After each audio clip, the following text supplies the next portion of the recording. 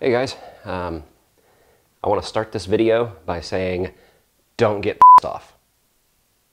With that being said, we added another project vehicle to the Rocky X TV garage, and the reason why I say not to get pissed off is because it's not a Jeep. It's also not four-wheel drive, and it's also not lifted. So it's a little different than our other project vehicles, but I hope you guys will enjoy this new project. I'll show it to you here in just a minute. It's actually sitting right here next to me. I am honestly a little nervous whether you guys are gonna like this project or not, or whether you're gonna take to it. I hope you do. It's gonna be, a little different than what we were doing before. It's not like a tuner or a ricer or anything like that, so yeah, go ahead and throw that out.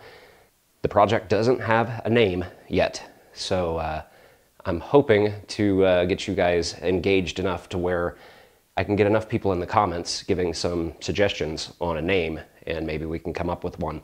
I'm throwing that out there because honestly I am at a blank for a name for this project, and I would really like to have a name for the project. So I'm kind of stuck there. It's kind of like the Bearded Jeeper with his Project No Name, the white, I think it's a Cherokee that he has, doesn't have a name for it yet. Same problem here. So hopefully we can come up with a name for it. So I guess that's enough talking. I should show you what the project is. I guess I lied. I'm not going to show you what the project is quite yet. I'm in the project. I think you can only see a little bit of it, and you can see some of the interior. So if any of you guys are actually familiar with this particular vehicle, you might be able to spot what it is already just by seeing some of the interior. I just want to take another second to let everybody know that I am still going to be doing work on Project Renegade and Project Dirty Willy. Neither one of those vehicles went anywhere. This was just an added vehicle. If you haven't noticed, I am just rambling to kind of delay showing you the vehicle. I want to throw out another disclaimer, I guess you could call it. There's quite a bit that I want to do to this project, and a lot of it is really inexpensive, little tiny things. So the videos for this are going to be, some of them will be, really long, in-depth videos. Some of them will be really short, sporadic videos. So I hope you guys will enjoy some of these like little short, just sporadic videos, and then some of them will be longer, like I said. So here it is. I can't quite get it all in frame. Not that it's really large or anything. It's just a little bit longer than the other project vehicles. As you can tell, it is a Chevy S10. This is a 1989 Chevy S10 Tahoe edition. I had no idea that they made these things in a Tahoe. I'm going to go ahead and jump ahead for one thing. You see the little roof light there? It's got 5 of them all the way across. Those are going away. Yes, they're driving me insane. Those have to go. So I just wanted to go ahead and get that out of the way. But like I said, it's an 89 Chevy S10 Tahoe. Body is actually in really good shape. Body is in really good shape. I mean, there's some dings and dents and stuff. There's a pretty big dent right there in the fender. But rust-wise, there's pretty much none. You go over on the passenger side, I'll show it to you here in a little bit, but like down here in the corner of the door, if I remember right, or it might be in the rear corner, is a little rust spot. But other than that, the cab corners and stuff, solid. The body mounts, solid. It has a plastic bed liner in it. I've already lifted that out and took a look, and the bed is in great condition. Floorboards are good. It's pretty much a rust-free truck. It's not perfect. It needs little things here and there, which are things that I would have changed anyway. As you can see, the grill's broke, but it's just plastic, and I was going to change that anyway. You can see this cable that I've got out right here. This is something that I've already done. The hood latch was a little messed up, and it took 2 people to actually open the hood. You had to have somebody inside the truck to pull the lever and then somebody on the outside pushing down on the hood. Well, now you can just pull this lever, and that's just temporary. It's going to get fixed. As I said before, it has these cab lights on the top. Clearance lights, I think might be what they're called. Clearance lights or cab lights or whatever. They are wired up and they do work. I don't mind them on larger trucks, but on a small S10, I have no idea why they would be on there. They were put on before the previous owner, so it was a gift that the previous owner of the previous owner, if that makes sense, left for him. Each one of those has 3 holes, 2 to hold the light and 1 for the wire. It also had an antenna. It was an older guy that had it before the guy that sold it to me. So, you know, he had a big CB and stuff in it, and, you know, had the cab lights and everything. So, you know, it was to his tastes, and hey, you know, build your vehicle how you like it. So that's why I'm going to remove those. So someone left the previous owner those cab lights as a gift, you could call it. But at least the previous owner that I purchased it from left us a little gift.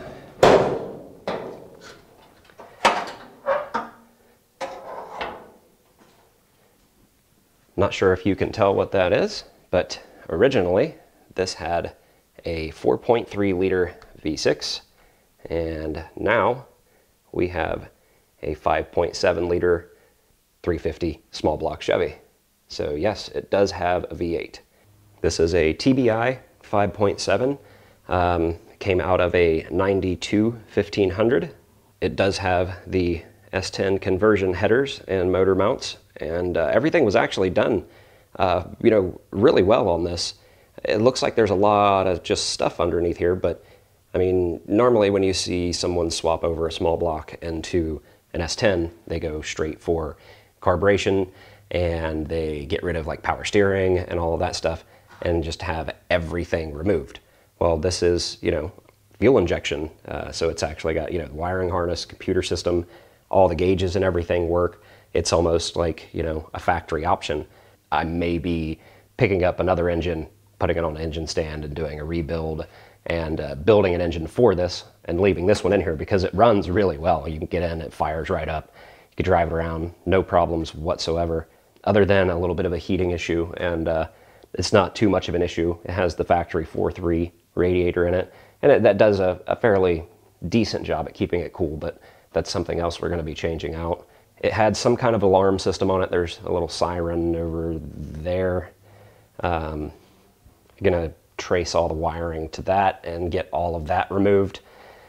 That is always one thing that I'm not a big fan of whenever I buy a used vehicle, is if someone's installed some kind of an alarm system on it, because you don't know if they installed it correctly or not. The guy that I bought it off of said it was already there, but whenever you buy a used vehicle, if it has some kind of an alarm system on it and if it wasn't installed correctly, you know, you could be dead asleep at 3 o'clock in the morning and then for no reason that alarm system starts going off, and you know, you could just have all kinds of problems. So it's coming out. I've already done a few little things here and there. I got some video on those, and it'll be some of the short sporadic videos that I was talking about. I did install a new battery, which I don't think you can see down here. It's another one of those Duralast AGM Platinums, like I put into Project Renegade. These will be going away very shortly if I don't just, well, they are going away right now. I didn't know that wasn't really on there like that.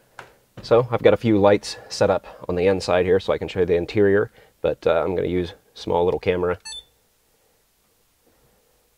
to show you around the interior. It is factory interior, nothing really done to it. Just a few trim panels missing here and there. Those are the holes that I was talking about. So yeah, that's got to be taken care of. And then a big one there. It still has factory column shift, all factory gauges, and they all work. Has tilt wheel. There are a few things that are a little odd that were done by various different owners. This, I think, has only had 3 or 4 owners. The radio, when you start the truck, you know, the clock and everything will come on, but you know, there's no volume or anything. The power button is broke off, so somebody put this toggle switch right here that turns on and off the radio. This turns on some kind of colored lights underneath. That's going to be going away as well. It has this remote that you can change colors. When I got it, it had really bald tires on it. They were basically slicks, and I had to drive it. Well, it should have been an hour drive normally, but it ended up taking about an hour and 45 minutes, maybe almost 2 hours, because you could not give this thing any throttle with those tires because it would just bust loose and you'd be sideways. And there's one other issue, and that's with the throttle. The throttle body is a little worn out. I thought it was something in the throttle cable because it has like this really stiff spot. So if you're pushing on the gas, which I'm pushing on it, and it just feels like a solid pedal, it's not moving, and then it pops and then it goes down and you have a normal pedal. So when you're trying to take off, you're idling, and then it hits that spot, and then it just kind of launches you, and you take off. So I thought it was something with the throttle cable. Went through, checked all that out, no issues. So then I took the air cleaner off and took a look underneath the air cleaner, looked at the throttle body, and the throttle body is pretty worn out. It's the bushings that are on the crossbar that goes through the throttle body that holds the butterflies.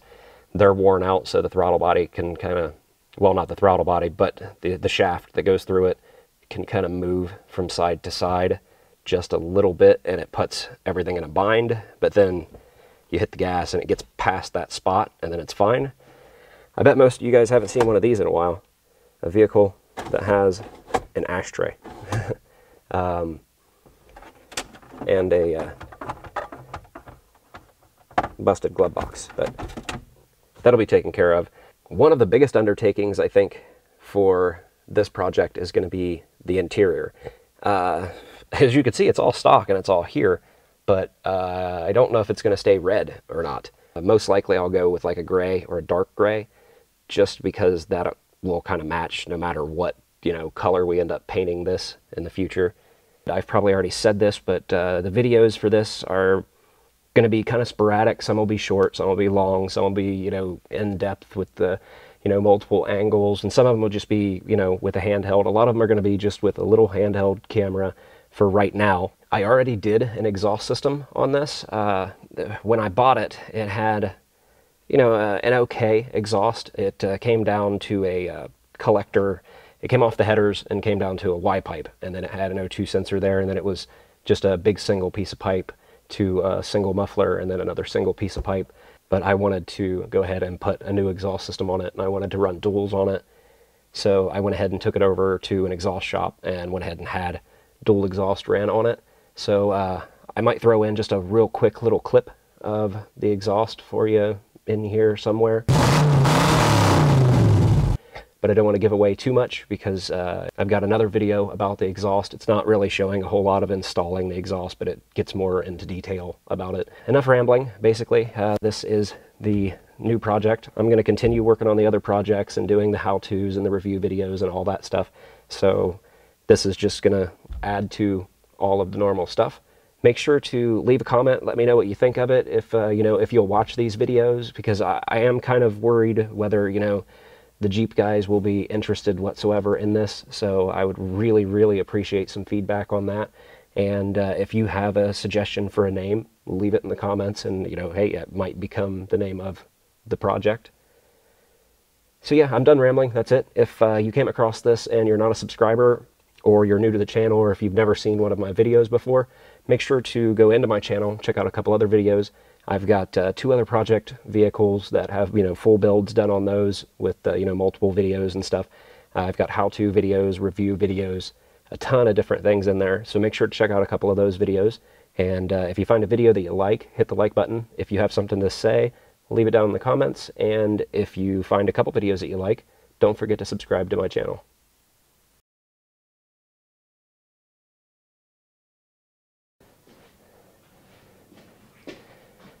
Just a little secret. most of these videos are all shot out of order. I've got a bunch of stuff already done to it. From the beginning of this video to the end of it, I did a bunch of stuff in between. So it's all kind of messed up.